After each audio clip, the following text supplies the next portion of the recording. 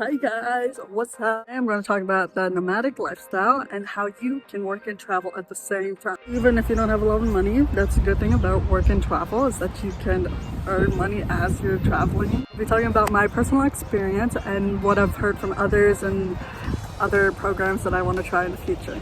So, let's get started. Number one, so you live and work, seasonal job. I know this is big in the US. I did it in a few different states, which is so cool, honestly. Okay, so let me tell you about my first time that I went traveling. So my first one I did was I went to Zion National Park and I worked as a housekeeper there. And so pretty much what it is that I lived there in the staff accommodation and then worked the hours that I needed to work when they needed me. Most places do have a minimum number of hours that you need to work each week. And they know that, so they incorporate it with your work schedule, so you don't necessarily have to worry about that. But yes, my time in Zion was amazing. I cannot. It was such a great experience. You meet a whole bunch of other people from different areas, and it's just a great vibe. I mean, I had a blast, and it was a perfect first time experience, I think. It was amazing.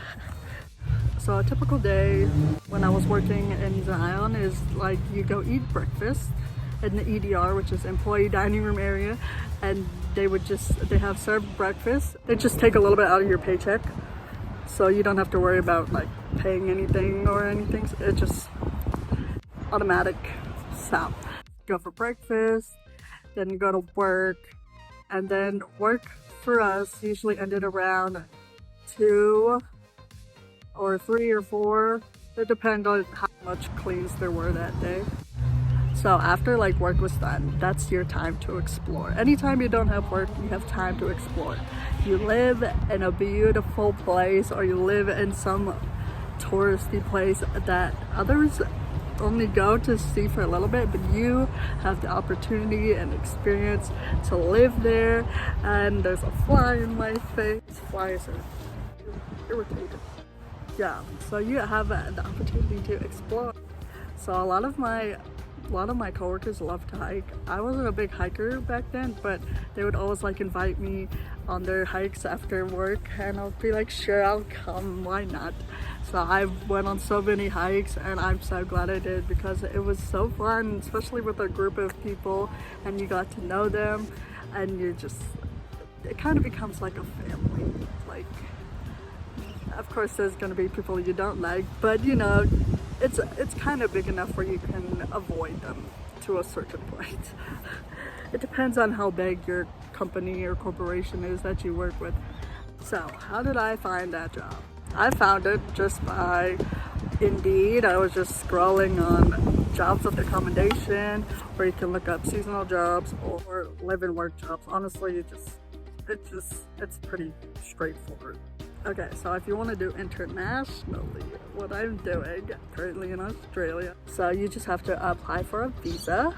Like, it depends on the country that you go to or whatever, but you know, you can live and work in a different country. Isn't that exciting? I just think that's cool. So just do like a work holiday visa in a different country. That is a great way to travel and make money at the same time. It's pretty similar to doing a seasonal job, because the visa is only for like a year, so it's like seasonal technically.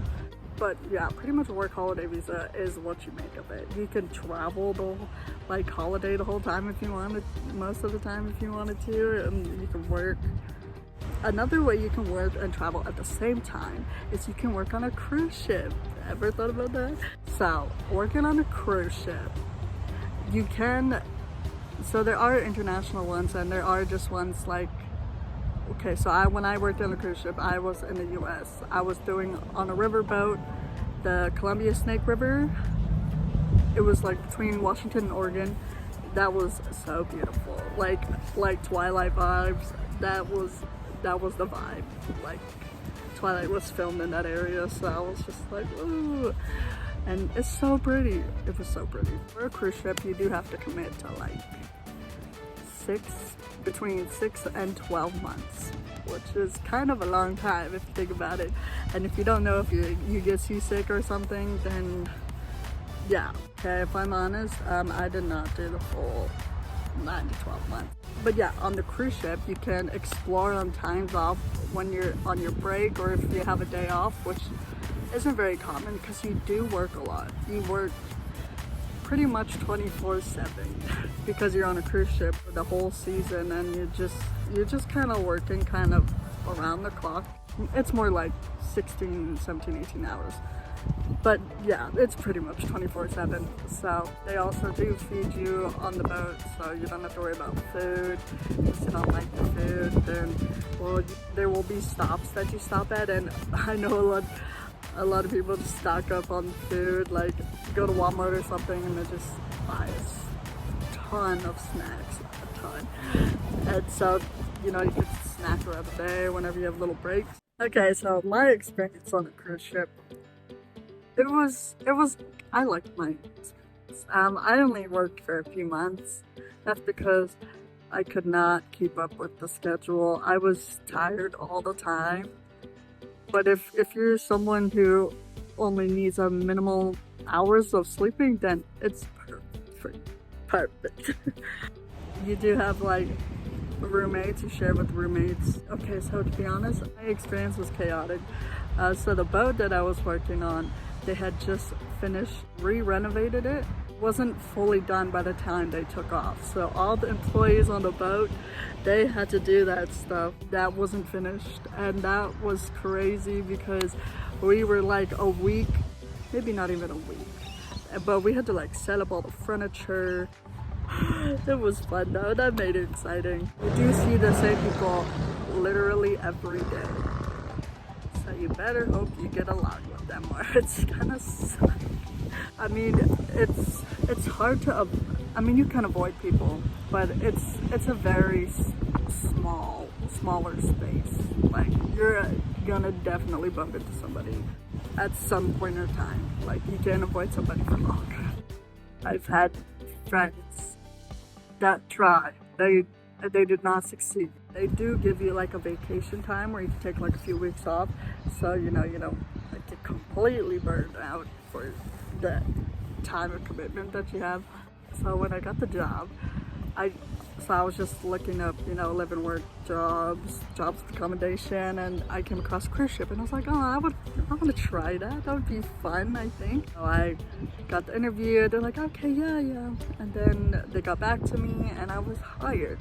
So they paid for my flight to the training place, which was pretty cool. We trained on one of their boats. It was like a week-long training. They provided all the food and it was just presentations pretty much, and like how to do stuff and just going over their policies and all that kind of stuff.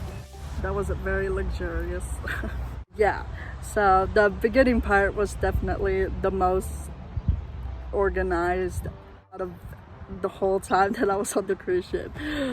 Yeah, so a normal day would look like we wake up at like 6 o'clock and then we would do like 30 minutes of just wiping and sanitizing everything, some vacuums before everybody gets up, and then it was time for breakfast. Then we go down and eat breakfast.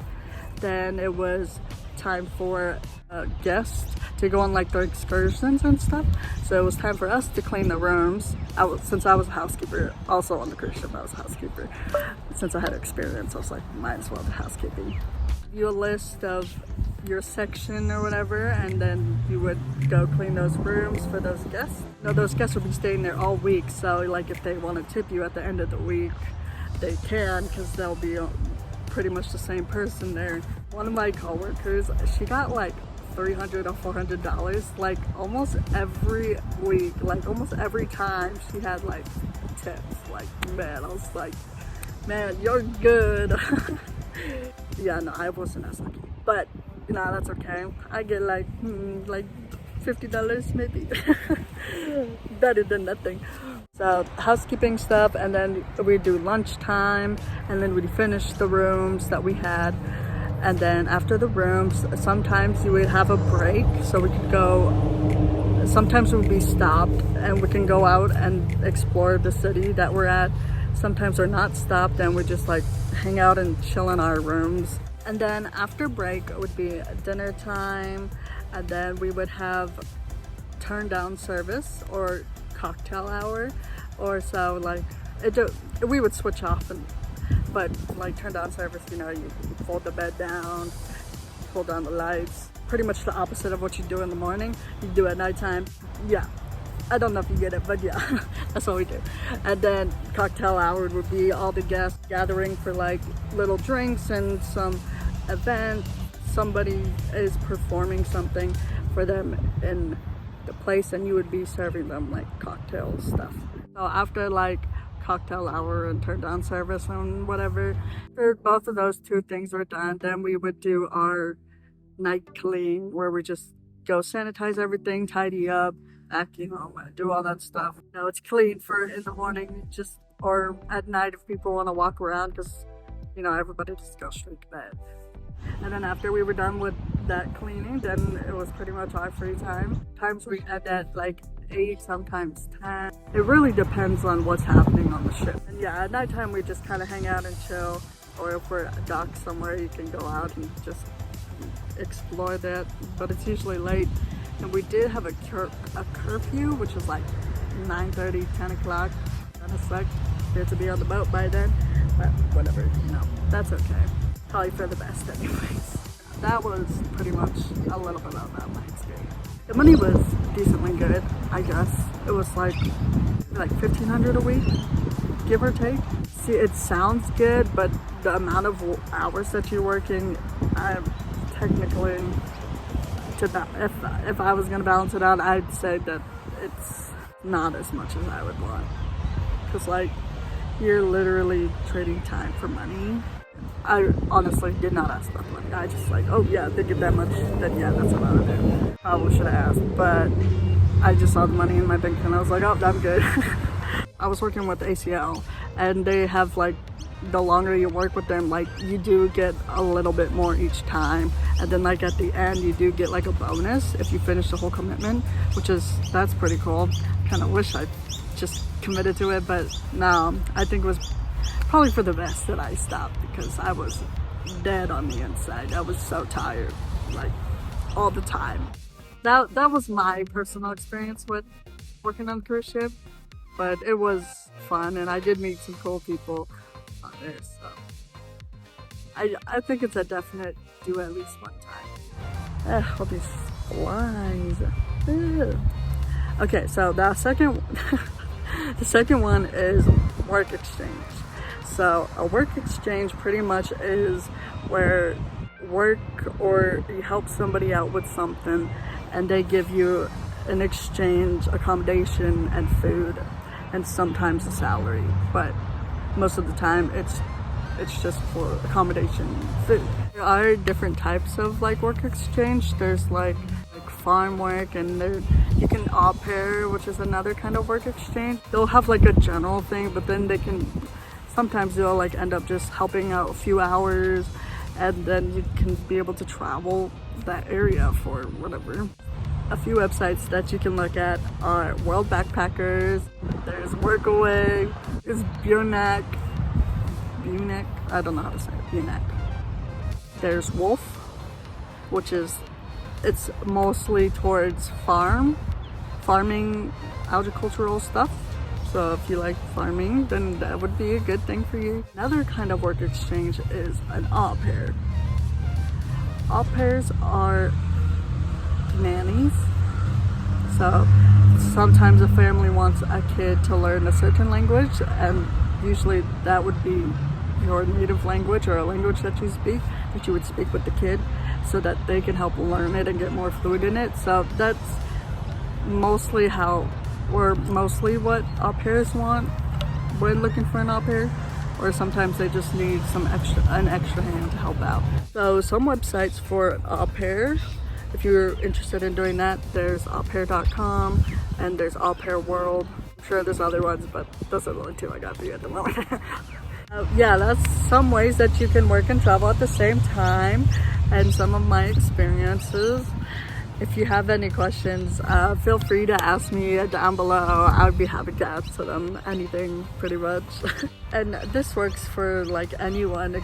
You don't have to have a lot of money. Just like, if the job doesn't fly you to the job, then all you need pretty much is money to get there, and then you know you're pretty much all set. So you can literally do this as soon as you want.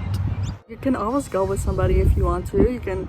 There are like groups, or there are jobs that look for like couples, friends, or like groups. You can always do that if you're not ready to solo travel.